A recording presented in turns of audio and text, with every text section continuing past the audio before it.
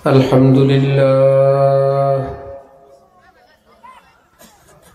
لله وكفى وسلام على عباده الذين اصطفى أما بعد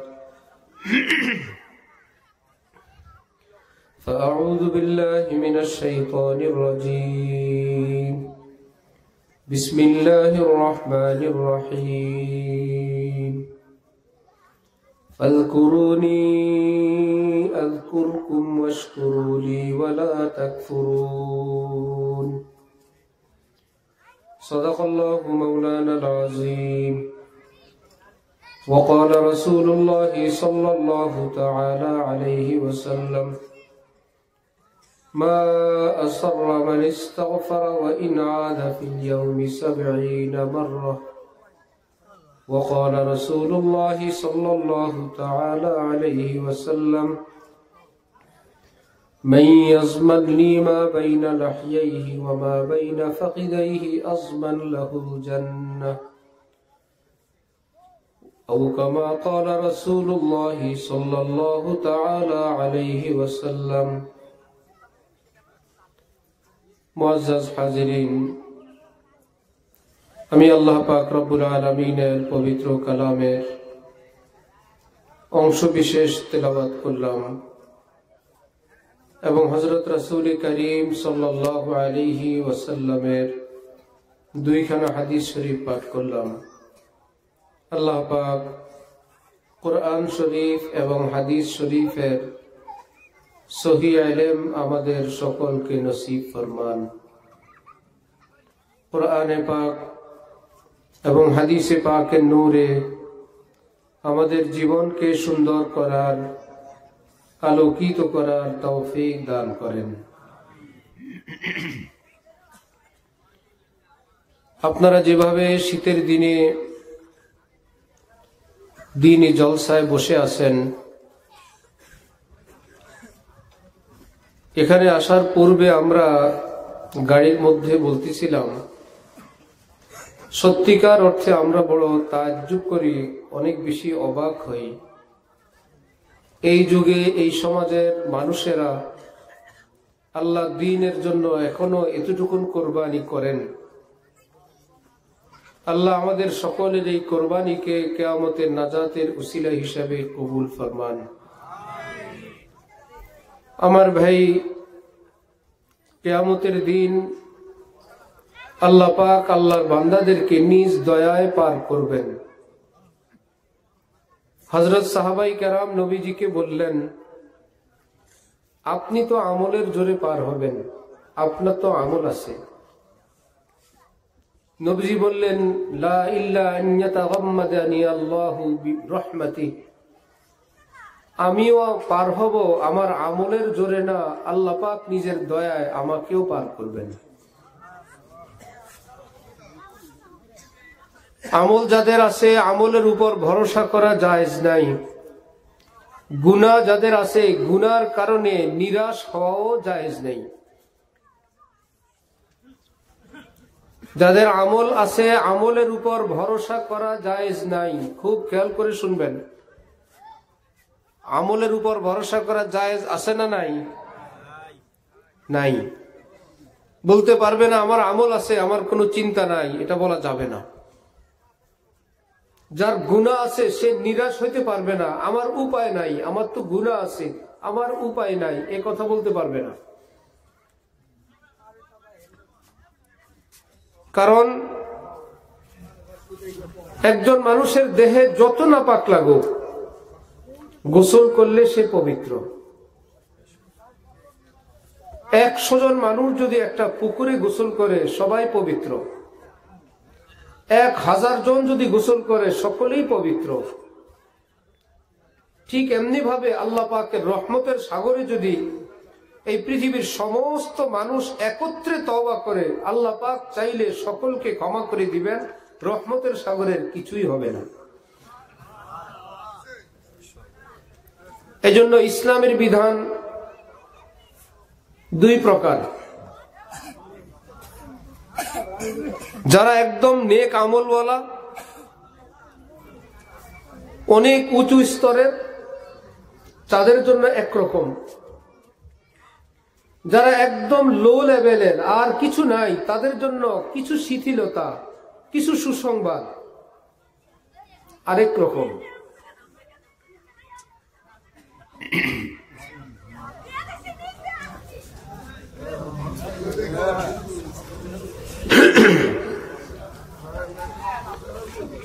আল্লাহ,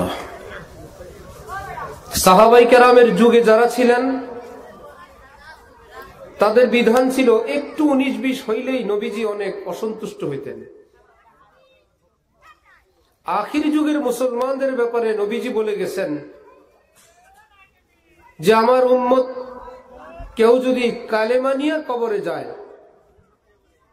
সাহাবী বলেন কালেমা নিয়ে তো আছে, যদি চুরি করে, ডাকাতি করে, জিনা করে, অর্থাৎ চরম চরম অপরাধও করে, নবীজি বলতে চাইলেন হাজার ভুল বিচ্যুতি একটা মানুষকে জাহান্নামে নিয়ে রাখতে পারবে না, কারণ তার বুকের ভিতরে যদি ঈমান থাকে, ঈমান তাকে জান্নাতে অবশ্যই নিয়ে যাবে।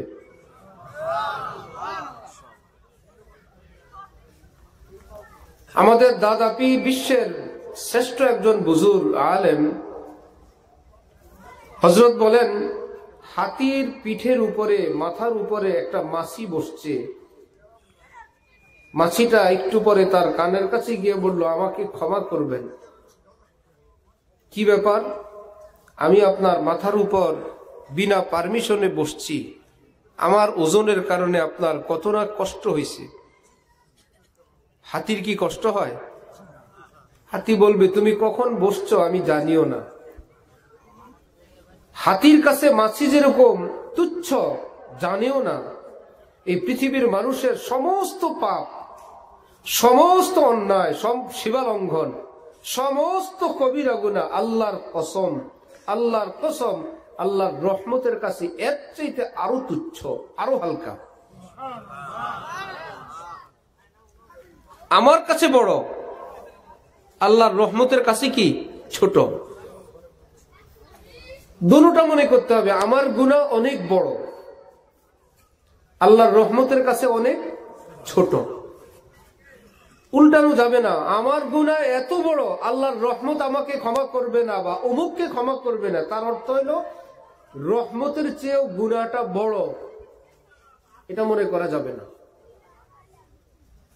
হযরত ওমর তিনি বলেন, আমি যখন আমার গুনাহের দিকে তাকাই মনে হয় আমার তো জাহান্নামে যাওয়া ছাড়া উপায় নেই। আবার যখন আল্লাহ পাকের রহমতের দিকে তাকাই তখন মনে হয় আমি যদি কিয়ামতে শুনি পৃথিবীর সব মানুষকে আল্লাহ জাহান্নামে ফেলবেন, একজনকে জান্নাত দিবেন, রহমতের দিকে তাকাইলে মনে হয় ওই লোকটা ওমর, ওমরকে আল্লাহ মাফ করে দিবেন। এজন্য আমার ভাইয়েরা, আমরা এখন কোন যুগে কোথায় আছি এটা জানার বিষয়।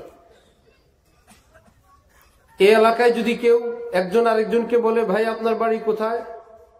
শ্রীনগর থানায়, এটার কোনো দাম আছে? ভাই আমিও শ্রীনগর, তুমিও শ্রীনগর, তুমিও মুন্সিগঞ্জ, আমিও মুন্সিগঞ্জ। একটু একটু দূরে গেলে ঢাকায় গিয়ে যদি ভাই আপনার বাড়ি কোথায়? শ্রীনগর, একটু দাম আছে। আচ্ছা, ঢাকায় এসে নিজের এলাকার লোক পাওয়া গেল। আর যদি বিদেশি গিয়া কেউ বলে, ভাই আমার বাড়ি মুন্সিগঞ্জ, আমার বাড়ি বাংলাদেশ, এইটুকুন পরিচয় যথেষ্ট। আল্লাহ আমেরিকা এসা বাংলাদেশি লোক পাইলাম, মুসলমানও জানা দরকার নাই, নামাজি বেনামাজিও প্রয়োজন নাই, কোন রকম একটু বাংলাদেশি একজন পাইলাম, এতেই খুশি, কারণ অনেক দূরের ব্যাপার তো। নবীজির যুগ থেকে এই যুগটা এখন ১৫০০ বছর দূরের। এই যুগটা একদম আবু বকর সিদ্দিক খুঁজলে কাজ হবে না, একদম সাহাবীর মতন দরবেশ ফেরেশতা খুঁজলে কাজ হবে না। যদি কেবল এইটুকুন বলে আমি একজন মুসলমান, তাহলে আমার আপনার খুশি হওয়ার যুগ। আচ্ছা আপনিও মুসলমান, ভাইজান আমিও মুসলমান, আপনার যে কালেমা আমারও সেই কালেমা। এখন বুকে বুক মিলানোর সময়। সারা পৃথিবীর কাফেররা এক হয়ে গেছে মুসলমানদেরকে ধ্বংস করার জন্য, মুসলমানদেরকে শেষ করার জন্য। মুসলমানরা আমরা কি বাঁচার জন্য এক হইতে পারবো না? ইনশাআল্লাহ। আল্লাহ পাক নিজে পরিচয় করাইছেন, ইন্নামাল মুমিনুনা ইখওয়া। যাদের বুকে ঈমান আছে, একজন ঈমানওয়ালা, আরেকজন বড় পরহেজগার, বড় দরবেশ, বড় সুফি সাহেব, দাড়িওয়ালা, পাগড়িওয়ালা, আরেকজন শুধু ঈমান আছে আর কিচ্ছু নাই। আল্লাহ পাক বলেন, খবরদার কেউ কাউকে তুচ্ছ তাচ্ছিল্যের দৃষ্টি দেখবে না। তোমরা দুইজন, আমি আল্লাহ পরিচয় করায় দিচ্ছি, তোমরা একে অপরের ভাই লাগো, একে অপরকে ভাইয়ের মতন সম্মান করবে, ইজ্জত করবে।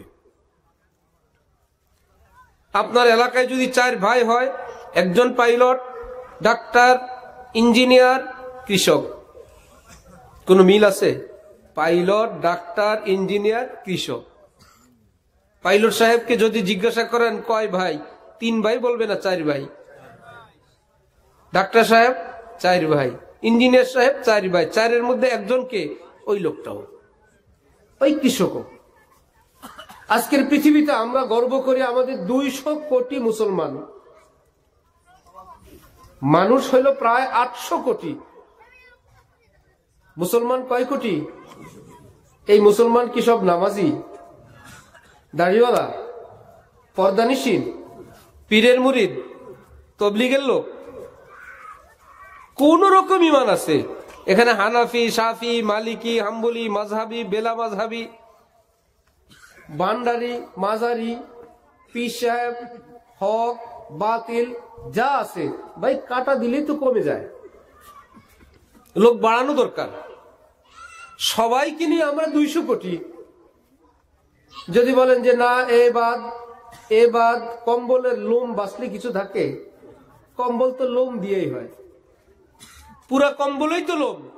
যদি আমি আপনি বলি যার ত্রুটি আছে সেটা বাদ, তাহলে সবাই বাদ যাবে, আমি আপনি থাকবো না, আমি আপনিও বাদ। কারণ আরেকজনের দোষ একটা আমার দৃষ্টিতে আমি তাকে বাদ দিলাম, তার দৃষ্টিতে আমারও বহুত দোষ আছে, সে আমারে বাদ দিবে। এক সময়কার প্রসিদ্ধ ওয়াজ যুক্তিবাদী বলছিল না, 2 হুজুর রাতের বেলা ওয়াজ করছে, সকালবেলা দুজনকে, একজনকে দিছে কাঁঠাল পাতা, আরেকজনকে দিছে খের নাস্তা খাইতে। কি ব্যাপার বাবা? বললে তোমরা শুনলাম একজন আরেকজনের বলছো গরু, আরেকজন বলছো তোমরা ছাগল, তোমরা দুইজনই তো দুইজনকে বললা তুই গরু, আর সে বলছে তুমি ছাগল। তো গরু তো ঘাস খায়, গরু খায় খের, আর ছাগলে খায় কাঁঠাল পাতা, এই জন্য দিলাম। ভাই আরেকজনকে সালাম দিলেছে, জবাব দিবে ওয়ালাইকুম আসসালাম। আমি যদি বলি আসসালামু আলাইকুম, সে কি গালি দিবে না জবাব দিবে? জবাব দিবে। অর্থাৎ একজনকে সম্মান করলে সম্মানটা পাল্টা আমার কাছে আসবে, আরেকজনের একটা দোষ খুঁজলে সে আমার একটা দোষই খুঁজবে।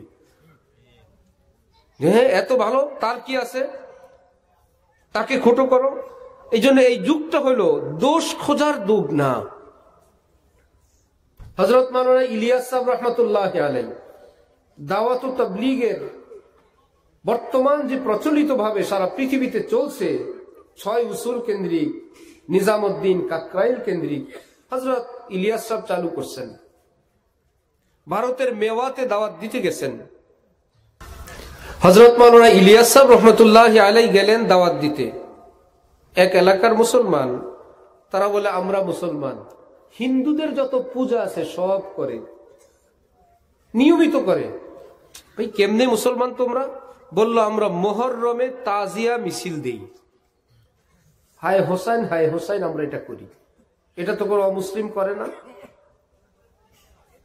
অর্থাৎ শিয়ারা করে, তারা সেটা করে। তার মানে তার মুসলমান হওয়ার সূত্র বাকি আছে কয়টা? একটা ঘর, সবগুলো খুঁটি ভেঙে গেছে, একটা খুঁটির উপর ঘরটা আছে, ওই খুঁটিটা সরাইলে কি ঘরটা থাকবে? ইসলামের বিধান। একটা লোকের মুসলমান বাকি থাকার আর কিছুই নাই, আছে একটা, শুদ্ধ হোক আর অশুদ্ধ হোক, এটাকে না করতে পারবেন না, তখন এটাকে হেফাজত করেন, এটাকে কাজে লাগান। তিনি বললেন তোমরা তাজিয়া মিছিল দাও, এখন ফতোয়া দেওয়ার টাইম না, এটা তো শিয়ারা দেয়। তিনি বললেন তোমরা তাজিয়া মিছিল দাও। জি হুজুর, আমরা মুসলমান, আমরা তাজিয়া মিছিল দেই। তিনি বললেন আরে আমিও তো মুসলমান। মুসাফা করলেন, গলায় গলা লাগাইলেন। তারা বলল যাক, আমাদের হুজুর পাইছে একজন, আমাদের দলের লোক, আমরাও মুসলমান, আমাদের একজন মুসলমান পাওয়া গেছে। তিনি বললেন মুসলমানদের ধর্মে তো নামাজ আছে, তোমরা কি জানো? তারা বলতে লাগলো, না তো আমরা তো জানি না, যদি আমাদের ধর্মে থাকে আপনি বলেন, আমরা পড়বো। আমাদের ধর্মের কাজ আমরা করব না। তিনি নামাজ শিখাইলেন, মুসলমানদের এই কালেমা তোমরা জানো শিখাইলেন, ফরজ ওয়াজিব শিখাইলেন। এখন তারাই বলতেছে, হুজুর ওই এলাকায় আমাদের এইরকম মুসলমান আরো অনেক আছে, তারা এইরকম কিছুই জানে না, আপনি যে নামাজ শিখাইছেন তারা সেটাও জানে না, কালেমাও জানে না, মাসআলা মাসাইল জানে না। হুজুর চলেন আপনি সহ আমরা ওখানে তাদেরকে আমাদের ইসলামের আমলগুলো শিখে আসি। হুজুর আপনি আপনার ব্যাগ আমাদের কাছে দেন, আমরা যাই।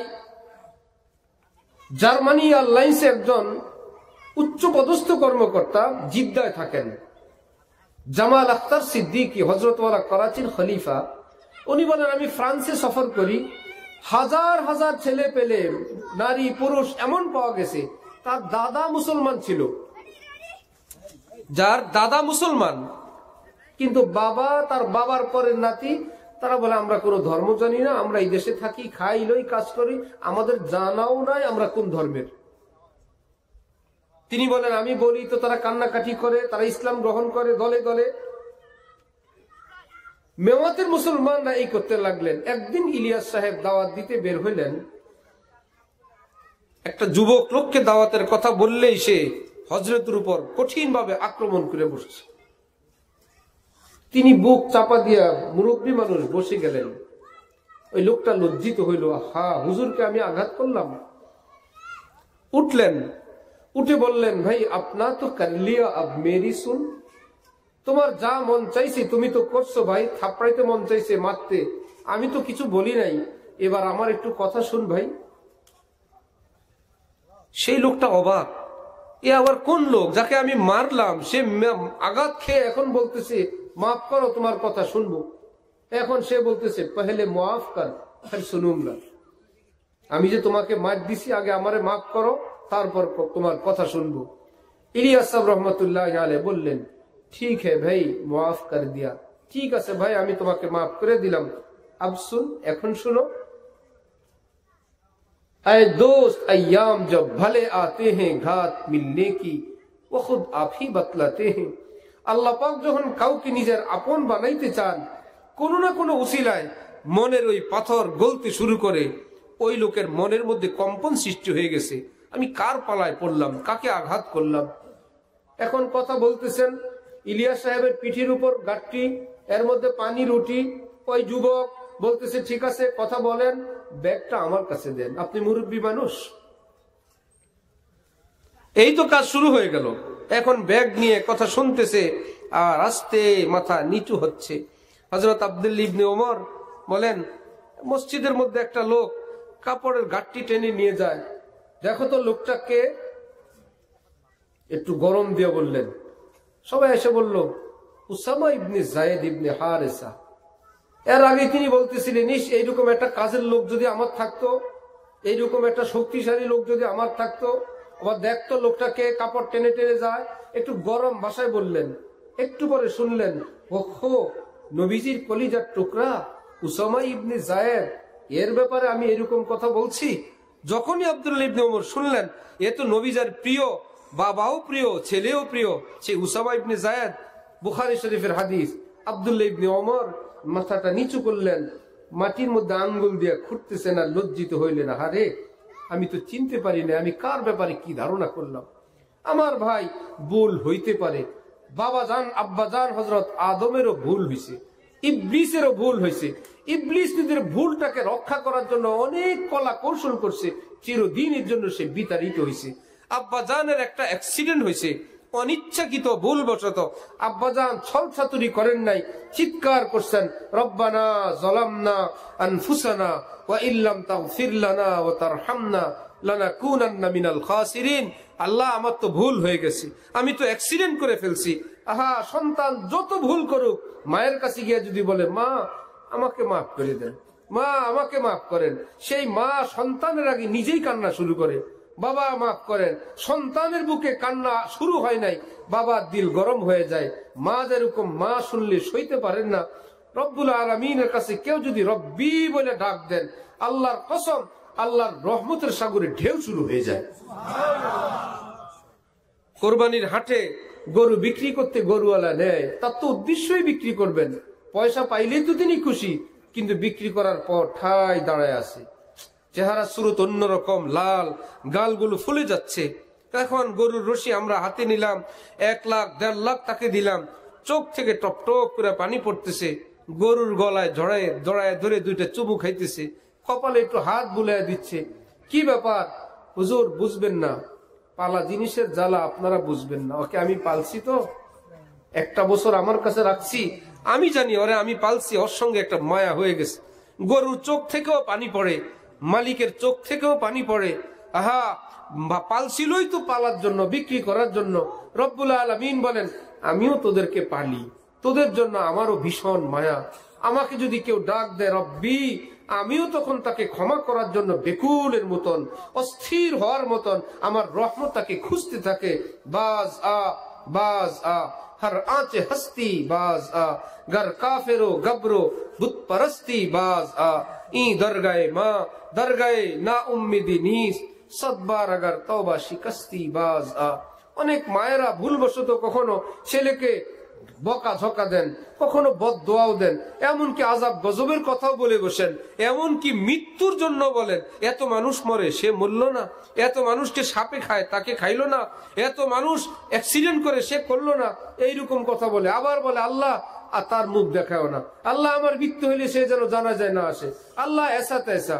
সেই ছেলেই যখন সন্ধ্যায় ঘরে না ফিরে, এখন মার ব্যাকুলতা বাড়ে। আহা, আমার বাবা জানি কই। এখন নিজেই বাবাকে বলে চলেন একটু খুঁজি।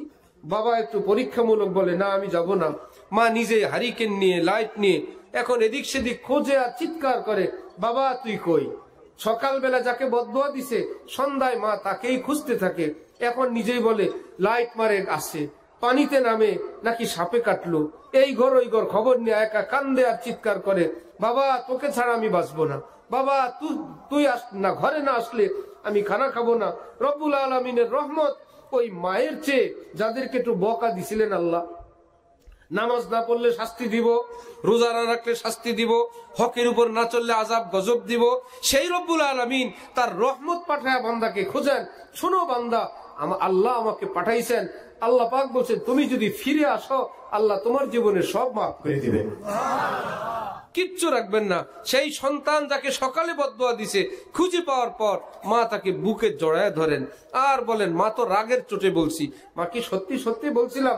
রব্বুল আলামিন হাদিসে কুদসিতে বলেন, হে বান্দারা শোন, আমার রাগ এবং আমার রহমত এই দুইটার প্রতিযোগিতা, গুসা আর রহমতের প্রতিযোগিতা হইলে আমার গুসাকে পিছনে ফেলে আমার রহমত আগে চলে গেছে। কি বুঝাইছেন? আল্লাহর রাগ গোসা বেশি না রহমত বেশি? তাহলে প্রতিযোগিতা হলে পাশ করবে কে? রহমত। একটা মানুষের মধ্যে গুনাহও আছে, আবার কিছু ভালাইও আছে। আল্লাহ বুঝাইতে চান, গুনাহ আমার ভালাই রহমতের সঙ্গে পারবা না, যতই টানাটানি করো, এমন কি টানাটানি করে যদি জাহান্নামের দিক নিয়েও যাও, রাখতে পারবা না। আছে না কোনো মানুষ একটু ভুল বিচ্যুতি করলে পুলিশ ধরে ফেলে, পরে উপর থেকে হেলো আসলে কি রেখে দেয় না ছেড়ে দেয়? শুধু ছাড়ে, কাউকে আবার বাড়ি দিয়ে যায়, শুধু বাড়ি দিয়ে যায়, আবার মা পোছায়, ভাই বুঝতে পারি নাই, ভাই চিনতে পারি নাই, আপনি যে অমুকের অমুক বুঝতে পারি নাই। ঠিক ভুল বিচ্যুতির কারণে জাহান্নামে নিয়ে যাইতে পারবে। রব্বুল আলামিন বলেন, জাহান্নাম আমার বান্দাকে রাখতে পারবি না। বুকের ভিতর কি আছে জানোস? লা ইলাহা ইল্লাল্লাহ মুহাম্মাদুর রাসূলুল্লাহ। এইটা তুই জ্বালায় শেষ করতে পারবি না। জ্বালায় বান্দাকে একদম শেষ করবি। স্বর্ণ কারো তো স্বর্ণ জ্বালায়, সব জ্বলি কি কয়লা হয়ে যায়? না, খাইব জ্বলে, তামা জ্বলে, পিতল জ্বলে, এর সঙ্গে যা মিক্স ছিল সেটা জ্বলে, স্বর্ণ জ্বলে না। জাহান্নামের মধ্যে জাহান্নামীকে ফেলবে, বুকে যদি ঈমান থাকে সব জ্বলবে, ঈমান জ্বলবে না। এখন কি করবে? হাদিসের মধ্যে আছে রব্বুল আলামিন ওই কয়লা পোড়া বান্দাকে আবে হায়াতের মধ্যে ফেলবেন। যাও, হায়াতের মধ্যে আবে হায়াতে ফেলার সাথে সাথে বান্দা হৃষ্ট পুষ্ট সুস্থ হয়ে আল্লাহ পাক বলবে, যাও চিরকালের জন্য জান্নাতে চলে যাও। ভিতরে ঈমান আছে, তাকে আটকায় রাখা যাবে না। আমার ভাই, এ তো যারা আযাব গজবে শাস্তি পায়া জান্নাতে গেল, আমরা কি জাহান্নাম থেকে জান্নাতে যাব না জাহান্নাম ছাড়া যেতে চাই? না, জাহান্নাম ছেড়ে জান্নাতে গেলে আমাদের জন্য লাভ হয় না? কেমনে যাব? গুনাহ তো করে ফেলছি। দুই রাস্তা, একটা হলো একদম বিনা হিসাবে, তার আমল নামায় কোনো গুনাহ নাই, যেমন নবী রসুল, যাদের জীবনে সগীরাও নাই কবিরাও নাই, নবুয়তের আগেও নাই নবুয়তের পরেও নাই, এরা তো ডাইরেক্ট ইন্তেকাল মানে জান্নাত, দুনিয়া থেকে সোজা জান্নাত। আরেক গ্রুপ যারা আমরা তো নবী রসুলদের পায়ের ধুলাও না, আমাদের তো সকাল বিকাল সারাদিন ভুল বিচ্যুতি। রব্বুল আলামিন নিজেই বলেন ওয়াকুর রব্বিগফির ওয়ারহাম ওয়া আনতা খায়রুর রাহিমিন। হযরত ওয়ালা করাচি বলেন আল্লাহ হলেন তিনি সবচেয়ে প্রিয় আমাদের আল্লাহ, তার সবচেয়ে প্রিয় রাসূলুল্লাহ সাল্লাল্লাহু আলাইহি ওয়াসাল্লাম। প্রিয় আল্লাহ প্রিয় রসুলকে যেই জিনিসটা দিবেন নরমাল না এক নাম্বার? এক নম্বর না, আল্লাহ তার রসুলকে দিচ্ছেন ওয়াকুল, হে নবী আপনি বলেন রব্বিগফির, হে আল্লাহ আমাকে মাফ করে দেন। আশ্চর্য, নবীর কোনো গুনাহ আছে? নবী কি বলতেছেন? আপনি বলেন সবাই এটা যেন বলে রব্বি, আগে রব, আগে রহমতের দরিয়ায় ঢেউ উঠানোর ব্যবস্থা করে রব শব্দ নাজিল করে বলে রব্বি, আমার রব, আমার পালনেওয়ালা আল্লাহ, ইগফির, আমি তো ভুল করলাম, ওয়ারহাম, আয় আল্লাহ আমাকে শুধু ক্ষমা করেই দিয়েন না, আমার জন্য দুনিয়া আখিরাতে যত রহমত আল্লাহ আমাকে বিনা হিসাবে মাফ করে দেন। আল্লাহ আমার জন্য আপনি রিজকের ব্যবস্থা করেন, আয় আল্লাহ আমার জন্য ঈমানের সাথে মৃত্যু দেন, আল্লাহ আমাকে আপনি জান্নাত দান করেন। এত ব্যাখ্যা তো আর বান্দা পারবে না, বলে শুধু এইটুকুন বড় ওয়ারহাম, আয় আল্লাহ আমাকে ক্ষমা করেন, আমাকে রহম করেন। এই শব্দ কোরআন শরীফে আল্লাহ নাজিল করে হযরত ওয়ালা করাচি এক আলেম তিনি বলেন যেই লোকটা ফাঁসির আসামি, সে কি বিচারের কাঠগড়ায় দাঁড়ায় বলতে পারে বিচারপতি সাহেব মাই লর্ড আমাকে আপনি এই ফাঁসি থেকে মুক্তি দেন আর আমাকে গুলশানে একটা বাড়ি বানায় দেন? এই দুইটা কথা একত্রে বলতে পারবে? গুলশানে বাড়ি, যাবজ্জীবন পাইলেই তো খুশি বেটা। ফাঁসির থেকে যাবজ্জীবনে আসলে সে মিষ্টি খাওয়ায়। কিন্তু আল্লাহ আমাদের কি শিখাইছেন?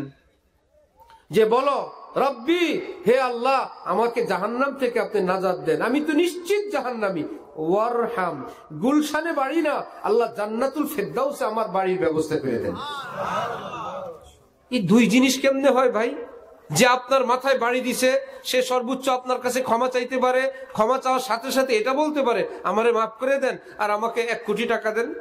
না ভাই, মাপ পাওয়াই তো বেশাল। কিন্তু আল্লাহ বলেন আমি যে আল্লাহ, আমি দুইটা একত্রে করাইতে পারি, আমার কাছে ক্ষমাও চাও, দুনিয়া আখিরাতের শ্রেষ্ঠ নেয়ামত জান্নাতও চাও, রিজিকও চাও, দুনিয়ার যত নিরাপত্তা সবটা চাও, এটা আমি আল্লাহ পারি। একত্রে দুই বিপরীত বস্তুকে জমা করার ক্ষমতা আমি আল্লাহর আছে। এই জন্য আমার ভাইয়েরা, আমরা আখিরি যুগের, এখন একে অপরের দোষ খুঁজবো না গুণ খুঁজবো। কেমনে খুঁজবো? বুড়া মিয়া তো নামাজ পড়ে না, বুড়া লোকটা নামাজ পড়ে না, মাঝে মাঝে পড়ে, মুরব্বী হয়ে গেছে দাড়ি রাখে না, মুরব্বী মানুষ সক্কা খায়, মুরব্বী মানুষ গালিগালাজ করে, এই লোককে সম্মান কেমনে করা? হাকিমুল উম্মত মাওলানা থানভী বলেন আরে মিয়া, এ আমল সব এক পাল্লায় রাখলে, একজন মুমিনের ঈমান রাখলে আমলের ওজন বেশি না ঈমানের ওজন বেশি? জানেন আপনারা?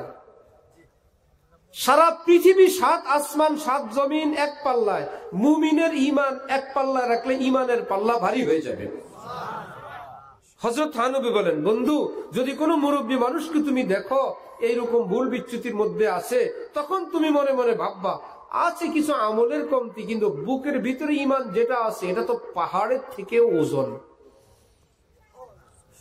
ঈমানের বয়স তো 70, ঈমানের বয়স তো 60, আমার বয়স 30-40, আমি যত ফুটানি করি আমার ঈমান তো 60 বছরের হয় নাই, ওনার ঈমান তো 60 বছরের 70 বছরের। আমার আমল এটা ওনার ঈমানের সঙ্গে পারবে না।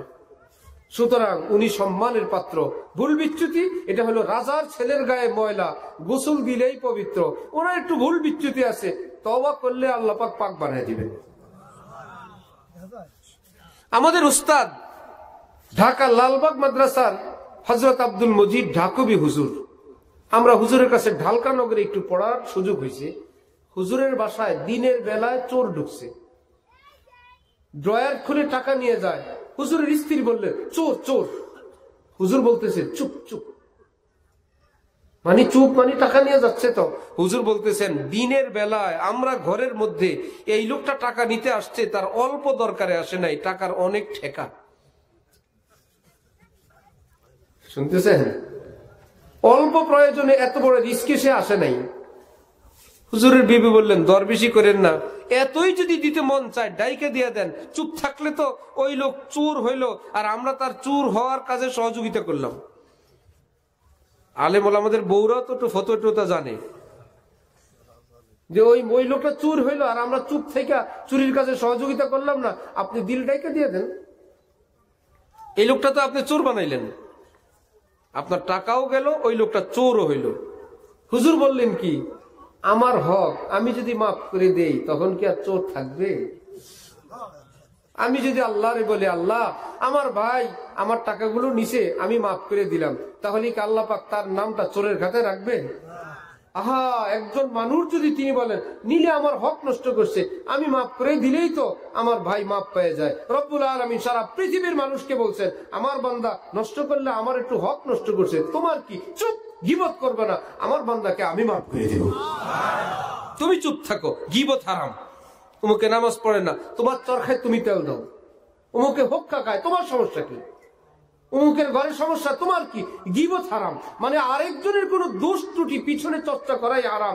কোন দুষ্ট ছেলে যে বাবার কথা শোনে না, পড়ালেখা করে না, ওই বাবাও পছন্দ করে না, দোকানে ওই ছেলের সমালোচনা হোক, যাওয়ার সময় ছেলের নামে কেউ বলে, বাবার ক্ষমতা থাকলে বলবে, এই বাবা তোদের কি, আমার ছেলে আমার ভুল করছে, নিলে আমার পকেটের টাকা নিছে, তোদেরটা নিছে, নিজের কাজ নিজে কর। তার মানে বাবা অসম্মান বোধ করেন, আমার ছেলেটা আমি বুঝি, তোদের কি? রব্বুল আলামিন বলেন, আমার বান্দা ভুল করছে, আমার করছে, তোমার কি? আমার বান্দা যদি ভুল করে, যদি একদিন কোনোদিন আমি চোখের কোনায় একটু পানি দেখি, আমি জাহান্নামকে ডাইরেক্ট বলবো, এই লোকটার জন্য তোকে আমি হারাম করে দিলাম।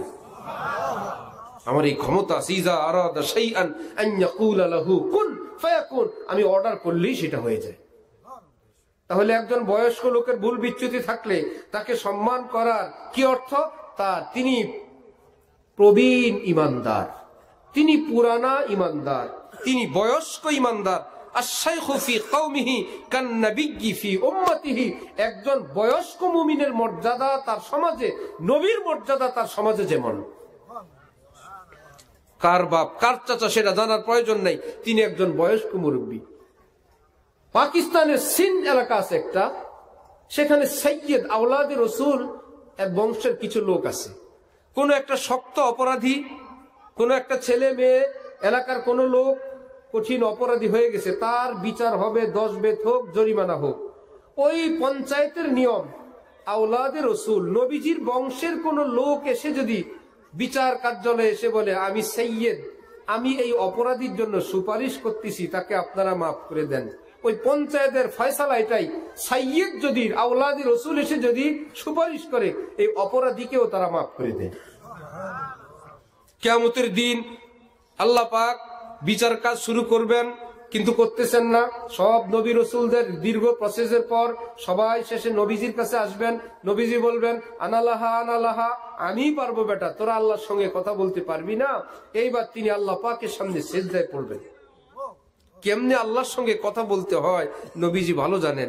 আল্লাহ পাক তখন ডেকে বলবেন, ইয়া মুহাম্মদ ইরফা রাসাক, হে আমার কলিজার টুকরা নবী, আপনি মাথা উঠান তো। কিন্তু নবীজি মাথা উঠাবেন না। তারপরে বলবেন, সাল তোতা, আপনি কিছু চাইবেন, আমি বুঝছি, ঠিক আছে, আমি ওয়াদা করলাম, আপনি মাথা উঠান, আপনি যা চাইবেন আমি আল্লাহ আপনাকে তাই দান করে দিব। নবীজি উঠাইবেন না, কারণ আমার উম্মতের তো ব্যাপার আছে। এবার আল্লাহ পাক বলবেন, ওয়াসফা তুশাফা, আপনি কারোর জন্য সুপারিশ করবেন? আপনার কোন ঠেকা উম্মত আছে?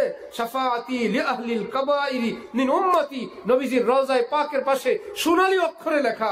শুনো, আমল ওয়ারার তো আমল দিয়ে পার পাইবা, আল্লাহ দয়া করবেন। বিপদে পড়বে তো আমার উম্মতের কবিরা গুনার পার্টি, যারা কবিরা গুনার মামলায় কিয়ামতে আটকা পড়বে, কিন্তু বুকে ঈমান আছে। নবীজি ঘোষণা দিয়ে রাখছেন, সৌদি ওয়ালারা নবীজির রওজার কাছে লিখে রাখছেন, নবীজি বলেন, কিয়ামতের দিন আমার সুপারিশ বরাদ্দ থাকবে আমার উম্মতের কবিরা গুনাহ করে যারা আটকা পড়বে, সুপারিশ করে আমি তাদেরকে জান্নাতে নিয়ে যাব। আল্লাহ পাক বলেন, ওয়াসফা, আপনি সুপারিশ করবেন, আমি আল্লাহ ওয়াদা করতেছি। তুশাফা, আপনি যার ব্যাপারে সুপারিশ করবেন আপনার সুপারিশ কবুল করা হবে। এইবার নবীজি আত্মা বড় হয়ে যাবে। এবার কাল ভার। আল্লাহ পাক বলবেন, অর্ধেক লোক ভাসতে পাঠিয়ে দেয়, আপনি বেহেশতে যান। আপনি জান্নাতে যান তো আপনি কেন অপেক্ষায় আছেন? আপনি বেহেশতে যান, ওদের বিচার আচার তো অনেক লম্বা। কোন মা কি আছেন যার ছেলের সালিশ হচ্ছে, যে ছেলে অপরাধ করছে, চুরি করছে কিংবা আরো কোনো অপরাধ করছে, সেই বাড়ির সামনে যার বিচার হয়, সেই মা নাক ডেকে ঘুমাইতে পারবেন? পদ্মানিসীন মা পর্দার আড়ালে, গাছের আড়ালে ছটফট করবেন আর ঘুরবেন, আকাশের দিক তাকাবেন আর বলবেন, আল্লাহ তুমি তো সবই পারো, আল্লাহ আমার ছেলে তো ভুল করছে, আল্লাহ চেয়ারম্যানের অন্তরে তুমি দয়া করো, আল্লাহ মোল সাহেবের অন্তরে তুমি মায়া দাও, আল্লাহ আমার ছেলেটারে মাপের ব্যবস্থা করো। মা যেরকম ঘুরতে থাকবেন, শত কোটি মায়ের চেয়ে বেশি মায়া নিয়া নবীজি তখন ছটফট করবেন আর ঘুরবেন, না আমার উম্মতের বিচার বাকি আছে, আমি বেহেশতে যাব, একজন উম্মতের বিচার বাকি থাকলো আমি বেহেশতে যাব না। আল্লাহ পাক তখন বলবেন, ঠিক আছে, 3 ভাগের 2 ভাগ আমি পাঠায় দেই জান্নাতে, আপনি যান। তখন নবীজি বলবেন, না আল্লাহ আপনি না আমাকে বলছেন আপনি এত দিবেন, এত দিবেন, বলছেন ওয়ালা সাউফা ইউতিকা রাব্বুকা ফাতারদা, হে নবী আমি আপনাকে এত দিব আপনি খুশি হয়ে যাবেন।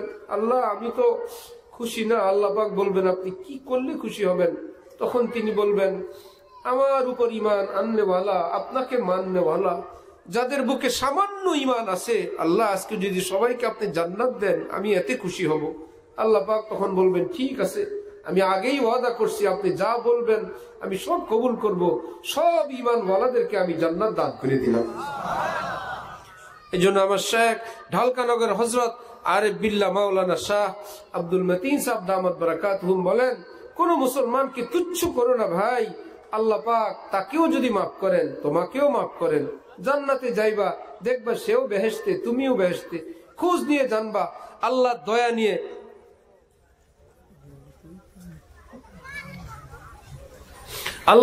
নিয়ে তুমিও জান্নাতে গেছো, সেও জান্নাতে গেছে। কি জন্য? 2 দিন এখানে দুনিয়ার একটু ঝগড়াঝাটি করা, ইজ্জত করা শেখা চাই। তাহলে মুরব্বীদেরকে আমরা সম্মান করার চেষ্টা করবো ইনশাআল্লাহ।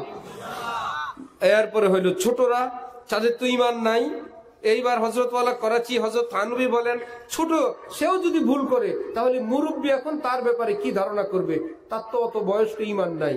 হযরতওয়ালা করাচি বলেন, মুরব্বী যারা সিনিয়র আছো, ছোটদেরকে সম্মান এই দৃষ্টিতে করবে, আহারে আমার বয়স 60-70, আমি তো আল্লাহর নাফরমানি করি 70 বছর যাবত, এই তো 20-30 বছরের ছেলে ভুল বিচ্যুতি যাই করুক, এই 20-30 বছরে তো ভুল করছে, 60 বছর তো করে নাই। আমি তো 60 বছর নাফরমানি করি, আমার তো বয়স 60, আমার পাপের বয়সও 60, ওর বয়স আমার চেয়ে কম, ওর পাপের বয়সও কম, আমি হইলাম বড় পাপী, সে হইল ছোট পাপী, সুতরাং ছোট পাপী সে ভালো। আর পাপী মনে করতেছে, না দাদা না বাবা এটা বলেন না, আমি ছোট ইমানদার, আপনি বড় ইমানদার, আপনি পুরানো ইমানদার, আপনি ইজ্জতওয়ালা।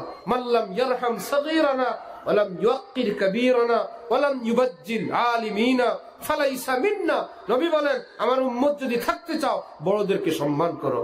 এই বড়দেরকে বলতে তো বুঝান নাই পরহেজগার, সুফি সাহেব, দরবেশ সাহেব, শুধু বয়সে বড় হইলেই ইসলামের দৃষ্টিতে একটা সম্মান পাওয়ার উপযুক্ত। সুফি বুঝি না, দরবেশ বুঝি না, বয়সে বড় তাকে সাইড দেওয়া চাই, তার বোঝা বহন করা চাই, তার কথার উপর কথা না বলা চাই, মাথা নিচু করা চাই। আপনি সমাজের বড়, আপনি মুরব্বী, আপনার কোনো উপরে কোনো কথা নাই।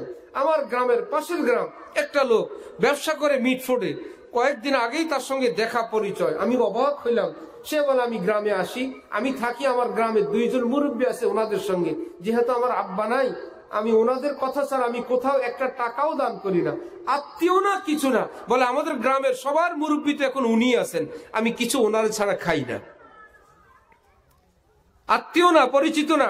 বললে, এটা সবাই জানে, আমি একটা কিছু খাইলে, আমাকে কেউ দাওয়াত দিলে আমি ওনাকে নিয়ে যাই। এখন মাদ্রাসায় খাইলাম কিছু ভাপা পিঠা, কাগজ পেঁচাইতেছে যে ওনাকে তো আনি নাই, ওনার জন্য একটু ভাপা পিঠা নিয়ে যাই। অন্তরে মুরব্বীদের প্রতি এই শ্রদ্ধা, এটা ইমানের আলামত, এটা মনুষ্যত্বের আলামত, এটা ইসলামী সমাজের আলামত। সুতরাং আজ থেকে আমরা তওবা করি, নিয়ত করি, হিম্মত করি, দিনদার, পরহেজগার, বুজুর্গ, নামাজি, তরিকা, পীর, মুরিদ, তবলিগ কিচ্ছু বুঝি না, একে অপরকে বড়দেরকে সম্মান করবো ইনশাআল্লাহ। আমার ভাই সম্মান করলেই আমি জিতলাম, আল্লাহ আমার উপর খুশি হইলেন, আল্লাহ আমার আমল নামে কিছু নেকি দিবেন। আমরা কি সেটা চাই না ইনশাআল্লাহ? দ্বিতীয়, মাল্লাম ইয়ারহাম সাগীরানা এটা আগে ছিল। নবীজি বলেন যারা বড়রা আছো ছোটদেরকে রহম করবা, মায়া করবা। নবীজি তার সঙ্গে হালুয়া থাকতো, খেজুর থাকতো। মদিনা শরীফের বাইরে গেছেন, নবীজি মদিনার এলাকায় আসলেই ছোট্ট ছোট্ট বাচ্চারা আগে যেত, নবীজি ঘোড়ায় উঠাইতেন। বাচ্চারা হুন্ডায় উঠতে পছন্দ করে না, ঘোড়ায় উঠতেও পছন্দ করে। নবীজি ওনার সঙ্গে ঘোড়ায় উঠাইতেন। যেই বাচ্চাকে নবীজি তার ঘোড়ায় উঠান, তার কলিজাটা কত বড় হয়। পকেট থেকে বের করে একটা খেজুর দিলেন, একটু হালুয়া দিলেন, আহা, নবীজি যেখানেই যান বাচ্চারা গোল হয়ে দাঁড়ায়। ইনি অনেক ভালো মুরব্বী, সুবহানাল্লাহ, অনেক ভালো মানুষ। আর আমাদের অবস্থা, না, এই মুরব্বী কিছু না কিছু একটা গালি দিবেই, কিছু না কিছু একটা শক্ত কথা বলবেই, খিটখিটে কথা বলবেই।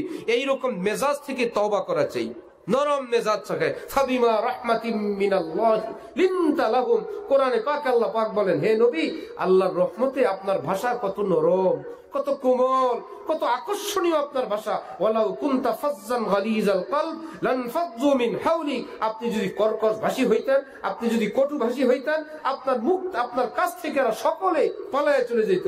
না, ওনার কাছে কোনো ভালাই নাই। আরেক হাদিসে আছে, লা খায়রা ফী মান লা ইয়ালাফ ওয়ালা ইউলাফ। যেই লোকটা ভালোবাসতেও জানে না, ভালোবাসা নিতেও জানে না। একজনে আসছে, একটু জুতা সোজা করে দিবে, সর সর সর। আরে কি মুশকিল, দাদা ভাইয়া ভালো আছেন? হ্যাঁ ভালো, যা। আরে কি মুশকিল। তার মানে কেউ সম্মান করবে, ভালোবাসবে, এটা নিতেও জানে না। আবার আরেকজনকে মোহাব্বত দিতেও জানে না। নবীজি বলে লা খায়রা, এই লোকটার মধ্যে কোনো কল্যাণ নেই, কোনো ভালাই নেই, খামাখা লোক। না কাউকে আদর মোহাব্বত করতে জানে, না কেউ সম্মান করলে, মোহাব্বত করলে সেটা রিসিভ করতে জানে। আল মুসলিম ইয়ালাফ ওয়া ইউলাফ। আর আমার উম্মতের মুসলমানরা কেমন জানো? এরা মানুষকে ভালোবাসতে জানে, আদর করতে জানে, ভালোবাসতে জানে, মোহাব্বত করতে জানে, প্যার করতে জানে, খেদমত করতে জানে। ওয়া ইউলাফ। আর যদি কেউ তাদেরকে খেদমত মোহাব্বত করে, সেটা গ্রহণও করতে জানে। মাল্লাম ইয়ারহাম সাগীরানা। তাহলে ছোটদেরকে আমরা এই ভেবে, যদি অনেক কিছু আছে, একটা ভাবনা যে এরা বয়সে ছোট, এদের পাপের বয়সও ছোট, নাকি বড়? পাপের বয়স ছোট না? আমি যতই বড় হই, এই ছেলেটার পাপ কম, এই ভেবে। আবার নবীজির নির্দেশ, ছোটদেরকে স্নেহ করো। মক্কার মদিনার ছোট ছোট বাবুরা, এই মুরব্বীকে আমরা সালাম দিতে পারি না। ওই দেখেন পিছনে মোবাইল নিয়ে ব্যস্ত। এই মোবাইলটা ডিলিট করেন, ডিলিট করে জানান আমাকে।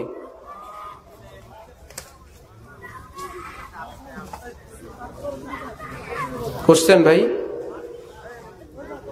আপনি জিম্মাদার, আল্লাহর কাছে আপনি জবাব দিবেন যদি রাখেন। আল্লাহ, তাহলে ছোটদেরকে, রাসূল সাল্লাল্লাহু আলাইহি ওয়াসাল্লাম আসতেন, ছোটরা ভাবতো আমরা সালাম দিতে পারি না, পারি না, পারি না, আজকে সালাম দিব। উনি আগেই দিয়ে দেন। বাচ্চারা রেডি, অপেক্ষায়, ওই তো আসতেছে সুন্দর হুজুর, সুবহানাল্লাহ। এই কাছাকাছি আসলেই বাচ্চারা রেডি দিবে, তার আগেই নবীজি বলতেন আসসালামু আলাইকুম ওয়া রাহমাতুল্লাহ।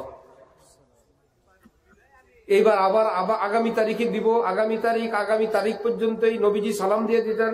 তাহলে নবীজি কি ছোটদের সালামের অপেক্ষা করতেন না দিয়ে দিতেন? তাহলে আমরা কি অপেক্ষা করব না দিব?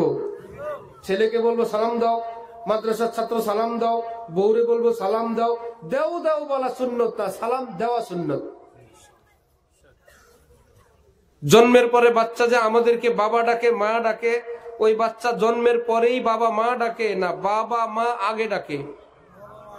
বাবা যে জীবনে কত আব্বা ডাকছে, বাবা বাবা বাবা বাবা, আব্বা আব্বা। ও তো চুপ, 9-10 মাসের আগে কথা বলার সময় নাই, চুপ। মা আইসা মা মা, নানি আইসা নানি নানি নানি। কে আগে ডাকে? ছোট আগে ডাকে না বড় ডাকে আগে? বড় ডাকতে ডাকতে ডাকতে বাচ্চা এটা নিশ্চিত হয় এটা আমার আব্বা। যা আব্বা ডাকছে আমার জীবনে, কেউ কি বলে দে এটা তোমার বাবা? না, এই বাবা ডাকে। মা আইসা মা মা মা বলতে বলতে এবার বাচ্চার মুখে মা। নানা ভাইয়া, নানা ভাইয়া এসে কি আব্বা ডাকে? নানা নানা ভাইয়া, নানা ভাইয়া, নানা ভাইয়া। এই বাচ্চা বুঝে এটা আমার নানা। যেই বাচ্চার মুখে আপনি সালাম চান, আপনার বাচ্চা সালাম দেখ, স্ত্রী আপনাকে সালাম দেখ, ছোটরা সমাজে সবাই সালাম দেখ, সে অপেক্ষায় না সালাম দিতে থাকেন। আসসালামু আলাইকুম ওয়া রাহমাতুল্লাহ, আসসালামু আলাইকুম ওয়া রাহমাতুল্লাহ। একদিন দেখবেন এই সালামের আপনার ট্রেনিং এ, আপনার মস্কে, আপনার ছোট্ট বাবুর মুখ থেকেও আসবে আসসালামু আলাইকুম ওয়া রাহমাতুল্লাহ। আপনার খুশি সেদিন কে দেখে, ওয়া আমার ছোট্ট বাবাও আমাকে সালাম করে। আমার ছোট ছেলে বয়স তখন 2, হুমায়ুন। আদর করে আমি তাকে মাওলানা ডাকি। মাওলা শব্দের অর্থ অনেক। মাওলা অর্থ আদরের, মাওলা অর্থ পেয়ারের, মাওলা অর্থ সর্দার, মাওলা অর্থ গোলাম, মাওলা অর্থ ভাই, মাওলা অর্থ চাচাতো ভাই। না যাই না বুঝে অনেকে এলাকা মাওলা তো শুধু আল্লাহ, হুজুররা আবার কি মাওলানা। এত বড় ডাক্তার হইতে যায় না, যার বিদ্যা তার কাছে থাকতে দেন। চিকিৎসা ডাক্তাররা করবে, ঠিক না? ইঞ্জিনিয়ারিং কারা করবে? ইঞ্জিনিয়াররা করবে। কোরআন হাদিসের কথা আমরা বলবো না, আলেমরা বলবেন। কত জায়গা জমিন ভালো, ইঞ্জিনিয়ার সয়েল টেস্ট করে বললেন পাইলিং লাগবে, সেখানে তো প্রতিবাদ করেন নাই। এত শক্ত জমিন কিসের পাইলিং? বাবা এটা আমি বুঝি। আবার নরম কাদা গর্ত ছিল, ইঞ্জিনিয়ার এসে বললো এই গর্ত এইটুকুন, কাদাটা উঠে ফেলেন, কিচ্ছু করা লাগবে না, নিচে পাথর। কি ব্যাপার? এটা ইঞ্জিনিয়ার বুঝে, যারটা তাকে বুঝতে দেন। তো মাওলানা শব্দ অর্থ আমাদের শ্রদ্ধাভাজন, আমাদের সম্মানিত ব্যক্তি। আবার আমার প্রিয় এই অর্থ মাওলা। আমি আমার ছোট ছেলেকে মজা করে বলতাম, মাওলানা আসো, মাওলানা যাও, মাওলানা খাও তো, আদর করে। তার কাছে এটা খুব আদরের ডাক মনে হয়েছে। একদিন ঘুম থেকে উঠে আমাকে বলতেছে, মাওলানা কয়টা বাজে? ছোট 2 বছরের বাচ্চা যদি আপনাকে বলে মাওলানা কয়টা বাজে, মজা লাগবে না? সে কি নিজে শিখছে না শুনতে শুনতে? আপনি যদি সালাম শুনতে চান, ঘরে প্রবেশ করেন আসসালামু আলাইকুম ওয়া রাহমাতুল্লাহ দিয়ে। 1 দিন 2 দিন 3 দিন দেখবেন আমার মা, আমার বোনও একদিন আপনাকে বলবে আসসালামু আলাইকুম ওয়া রাহমাতুল্লাহ। আপনার কাঙ্ক্ষিত গন্তব্যে আপনি পৌঁছে গেলেন। আপনার সন্তানকে শিখান। আল্লাহ আমাদেরকে তৌফিক দান করেন। হাদিসের আরেকটা অংশ, ওয়ালাম ইউবাজ্জিল আলিমিনা, নবীজি বলেন আমার উম্মতের আলেম মানে হাতে পায়ে আলেম হয় না, এলেমে আলেম হয়। আলেমদেরকে হাত পার অন্য কিছু আছে? আমাদের মতো নেই। তাহলে আলেম কি হিসাবে? বুকের ভিতরে কি আছে? এলেম। এলেমওয়ালাকে আলেম বলে। এলেম মানে ফাইন্নাল ইলমা নূরুম মিন ইলাহি। এলেম মানে হলো আসমানি একটা নূর আল্লাহ নবীকে দিয়েছিলেন। সে নবীর এলেমের নূরের ভাগ আল্লাহ আলেমদেরকে দান করেন। মনে করেন না যে হুজুর ওয়াজ করতেছে ওই হুজুর এখন বলতেছে আমার বুকেও নূর আছে। আমরা আলেম না, আমরা আলেমদের ছাত্র। টেনশন করেন না। আমরা হলাম ওনাদের গোলাম, জুতা টানার লোক। আমরা সে আলেম না, আমরা হলাম ওনাদের আলেমদের ছাত্রের বহু পিছনে। কোনো টেনশন নাই। বড় বড় আলেমদের কথা বলতেছি যারা আসলে আলেম। ফাইনাল ইলমা নূরুম মিন ইলাহি। এলেম হইল আল্লাহ পাকের এক নূর। সেই নূর আল্লাহ বুকে দান করেন। শাহ ওলিউল্লাহ দেহলভী ছিলেন ভারতের এক মস্ত বড় আলেম। তিনি বলেন কেউ যদি কোথাও হাদিস পড়ায়, আমি সচক্ষে দেখি নবীজির রওজা শরীফ থেকে কতগুলো তার, কতগুলো পাইপ লেগে আছে এই ছাত্র উস্তাদের বুকের সঙ্গে। নবীজির রওজা থেকে নূর আর নূর সাপ্লাই হইতেছে। হাদিস পড়তেছে না, ক্বালা রাসূলুল্লাহ সাল্লাল্লাহু আলাইহি ওয়াসাল্লাম ইন্নামাল আমালু বিন্নিয়াত, ক্বালা রাসূল। এই যে কেবল হাদিসের হাদিস, সারা দিন দুরূদ। হযরত শাহ ওলিউল্লাহ বলেন আমি দেখি ওই আলেমের বুকের মধ্যে যে নূর আসে, আমি সচক্ষে, চর্মচোখে, কল্পনায়ও না, স্বপ্নেও না, আমি নিজে দেখি নূর আর নূর বুকে আসতেছে। তাহলে আলেম কি হাতে পায়ে আলেম না এলেমে আলেম? নবী বলেন এলেম তো কারো কাছে নাই, এটা তো আল্লাহ আমার কাছে পাঠাইছেন। এইটার ভাগ না গেছে সেখানে। তাঁতিবাজার, ঢাকা তাঁতিবাজারের নাম শুনছেন? কি জিনিস সেখানে সবচেয়ে বেশি? স্বর্ণের কারিগর। আমি শুনছি সেখানে নাকি এই গলির মাটি বিক্রি হয়, ঝাড়ু। কি ব্যাপার? কোনো না কোনো এই স্বর্ণ পায়। এক স্বর্ণ কারিগরের দোকানে আমি গেলাম, বললাম ঘটনা কি সত্যি? বললেন আমার দোকানটা একটা ছেলে ঝাড়ু দিয়ে নেয়, আমার 5,000 টাকা দেয়। দোকানদার কি এর জন্য 5,000 টাকা স্বর্ণ ফেলে রাখে? দোকানদার তো যা রাখার রাখে, তার অদেখা গুড়া গাড়া যা কিছু পড়ে যায়। মাস শেষে ওই ছেলেটা ঝাড়ু দিয়ে নেয় কতগুলো ময়লাকে রিফাইন করে পরিষ্কার করে সে একটু ভালো কিছু পায় দেখেই তো যাওয়ার সময় বলে ভাই কামটা আমারই দিয়েন। তার মানে কি এই মাসে লাভ হয়েছে, ময়লা কিনে। এইবার সেই ব্যক্তি বলল আপনি এই শুনে অবাক হন, আমাদের ড্রেনের পেশাব পায়খানা বেঁচে যায়। তাঁতিবাজারের ড্রেনের পেশাব পায়খানা বেচা যায়। গুমুত কি ব্যাপার? এই যে চতুর্দিকে সব কারিগরদের ফ্যানের বাড়িতে হাতুড়া বাটাইলের আঘাতে ইচ্ছায় অনিচ্ছায় এত স্বর্ণের মাঝে অল্প না অল্প একটু গুর মধ্যে পড়ে। যারা কিনে নিয়ে যায় ওই পেশাবও কিনে, পায়খানাও কিনে, ময়লাও কিনে। কি ব্যাপার? এর ভিতরে একটু স্বর্ণ আছে। স্বর্ণ ভিতরে থাকলে যদি পেশাব পায়খানার দাম থাকে, কারো রাস্তার ময়লার দামও থাকে, আর কারো দোকানের বালুরও দাম থাকে, নবী বলেন আরে মিয়া পেশাব পায়খানা না, আদম বনি আদমের যার বুকে আসমানি এলেম আছে, হে উম্মত তুমি যদি মুসলমান থাকতে চাও এলেম যার বুকে আছে তার পুরোটাকে সম্মান করো। যে না সাধারণ লোক না, বুকে কোরআন আছে, বুকে হাদিস আছে, আমার মতো না। ওয়ালাম ইউবাজ্জির আলিমিনা, যে আমার উম্মতের ছোটদেরকে স্নেহ করবে না, বড়দেরকে সম্মান করবে না, আলেম ওলামাদেরকে ইজ্জত মহব্বত শ্রদ্ধা ভক্তি করবে না, তাদের সমালোচনা থেকে বিরত থাকবে না, ফালাইসা মিন্না, সে আমার কেউ না। আজকে তো এটা কোনো কাজে আসবে না। নবী যদি কিয়ামতে বলেন তুই আমার না, আর উপায় নেই। আজকে দুনিয়াতে এই হাদিসই কিছু আসে যায় না। নবী বলছেন আমার না, এতে কি আসে যায়? যারা নবী তারাও কাম কাজ করে ভাত খায়, যারা নবীর না তারাও কাম কাজ করে ভাত খায়। কিয়ামতে যারা নবীর তারা তো নবীর পাশে দাঁড়াবে।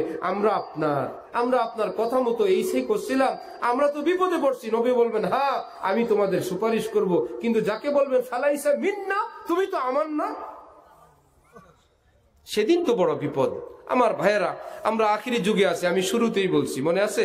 আমাদের মধ্যে কমতি ত্রুটি যার যতটুকুন ভালাই আছে এটাকে কাজে লাগাবো, আগে নেওয়ার চেষ্টা করব, আরেকজনের জন্য দোয়া করব, নিজেরাও হিম্মত করব, পাশাপাশি নিজের ভাষা, নিজের চাল চলন, বিশেষ করে আমার মা বোনদের সঙ্গে ঘর বাড়িতে সেটাকে ভালো করার চেষ্টা করব। আমার শায়েখ, ঢালকানগরের শায়েখ, তিনি বলেন ঘরের মানুষরা ঘরে আছে বলে আমরা দিব্যি ঘুরে বেড়াই দেশ দেশান্তরে। ওই কাজগুলো তারা করেন, সেটা যদি ওনারা না করতেন আমাদের ঘুরাঘুরি চলতো না। যদি বিশ্বাস না হয় 1 মাসের ডিউটি পরিবর্তন করে দেখতে পারেন যে তোমার ঘরের কাজগুলো আমি 1 মাস করব। সকালবেলায় উঠে ঘর ঝাড়ু দাও, রুমের মশারি খোলো, কাঁথা বালিশ ভাঁজ করো, সব ওয়ার্ড্রপে ভরো, বাচ্চাগুলোকে উঠাও, নাস্তা রেডি করো, সবাইকে নাস্তা খাওয়াও, হান্ডি বাতিল উঠাও, তরকারি মাছ কুটো, দুপুরের খাবার দাও, খাবার খাও, আবার হান্ডি বাতিল, বিকালের নাস্তা, রাতের খাবার, বাচ্চাদের যাবতীয় যন্ত্রণা কোনো পুরুষ মানুষ করতে পারবে? পালায় ভাইগে চলে যাবে। দিব্যি বোবার মতন সার্ভিস চলছে। ঈদ নাই, চাঁদ নাই, অনুষ্ঠান নাই, প্রোগ্রাম নাই, আনন্দ নাই, ফুর্তি নাই, সবার ফুর্তি, রান্না বন্ধ নাই। সেই মানুষটা যদি একটু ভুল বিচ্যুতি করে, অভিমানেও তো করতে পারে, শরীর খারাপ লাগার কারণেও করতে পারে, কাজকর্মের চাপেও করতে পারে। কোরআন শরীফে আল্লাহ পাক বলছেন ওয়াশিরুহুন্না বিল মারুফ, তোমার ঘরে আমার যে বান্দি আছে তার সঙ্গে ভালো ব্যবহার করার জন্য আমি আল্লাহ তোমাদের কাছে সুপারিশ করতেছি। মা বোনদের সঙ্গে উত্তম ব্যবহার, ক্ষমা করার জন্য সুপারিশ করছেন কে ভাই? আল্লাহ। চেষ্টা করবো ইনশাআল্লাহ। নবীজি বলতেন বাইরের মানুষের সঙ্গে সার্টিফিকেট দিয়ে আসলে কাজ হবে না। বাইরে সবাই প্লিজ, এক্সকিউজ মি, সরি, দোকানে একটু 20-30 টাকার কিছু খাইলে ওই কর্মচারীকে 10 টাকা বকশিস দিয়ে চলে আসে, 100 টাকা খাইলে 50 টাকা তাকে বকশিস দেয়, দোকানের টিস্যু দিছে, একটু সালাম টালাম দিছে। ওই বেটা পাকাইছিল খাবার, যাকে আপনি বকশিস দিলেন রান্না করছিল, বাজার করছিল, শুধু একটু তৈরি করা খাবারটা আপনার সামনে দিল, আপনি তাকে 50 টাকা বকশিস দিলেন। আর আমার মা যে রান্না করা মাছ কুটা থেকে শুরু করে এতগুলো আইটেম প্রত্যেক দিন 3 বেলা, মাসে 330-90 বেলা, বছরে হাজার হাজার বেলা আপনাকে খাওয়াইলো, একদিন একটু জাযাকাল্লাহ বললেন না, শুকরিয়াও বললেন না, জীবনে একদিন বললেন না রান্নাটা মজা হয়েছে, একটু বকশিস নিয়ে যাও। এত বড় পাষাণ, এত বড় কঠিন মানুষ না হয়ে যদি একদিন বলেন নে ওটা তোমার বকশিস। হাকিমুল উম্মত বলেন তাবিজ আনতে টাকা দিতে পারো, বিভিন্ন যেখানে সেখানে গিয়ে খরচ করতে পারো, কিচ্ছু লাগবে না, তোমার স্ত্রীকে মাসে মাসে সাধ্যমতো একটা বকশিস দাও, এই যে 500 এটা তোমার উপহার। আবার পরে এটা তোমার 100 আজকের হাদিয়া, আজকে মাহফিল থেকে গেলাম একটু কিছু নিয়ে গেলাম, মাহফিল থেকে গেলাম তার জন্য বাদাম নিয়ে গেলাম। হযরত বলেন মিয়া তাবিজের চেয়ে তোমাদের সুখময় দাম্পত্য জীবনের জন্য এটা সহায়ক। এই জন্য হ্যাঁ আমরা কষ্ট করি বাইরে, এটা মা বোনদেরও জানা থাকা উচিত। যে পুরুষ মানুষ হাজারো রকম কষ্ট করেন, সেই উপলব্ধি, পুরুষের সম্মান, মর্যাদা, অধিকার, সেই উপলব্ধি মা বোনদের মনেও থাকা উচিত। মুখ আছে বলেই কথা কেবল বলতে না থাকা। বস যদি কথা বলেন, অধীনস্থদের চুপ থাকা, এটা ভদ্রতা। স্বামী কথা বলছেন, রাগ গুসা কত মাথা নিচু করে রাখলে, জি জি বললে, জি না বললে, এবং আর হবে না এটা বললে আপনার তো সম্মান যাবে না, আমার মা, আমার বোন, কিন্তু আপনার সংসারটা সুখের হবে। আপনি যদি অসুন্দর কথা বলেন তাহলে আপনার গায়ে আঘাতও আসতে পারে এবং যে কোনো ধরনের অপ্রীতিকর পরিস্থিতিও সৃষ্টি হইতে পারে। এই জন্য মা বোনরাও নিজেদের ভাষা সংযত রাখার চেষ্টা করবেন। আল্লাহ আমাদেরকে, আপনাদেরকে, সকলকে সুন্দর দ্বীন ঈমানের জিন্দেগি হাসিল করার তৌফিক দান করেন। ওয়া আখিরু দাওয়ানা আনিল হামদুলিল্লাহি রাব্বিল আলামিন।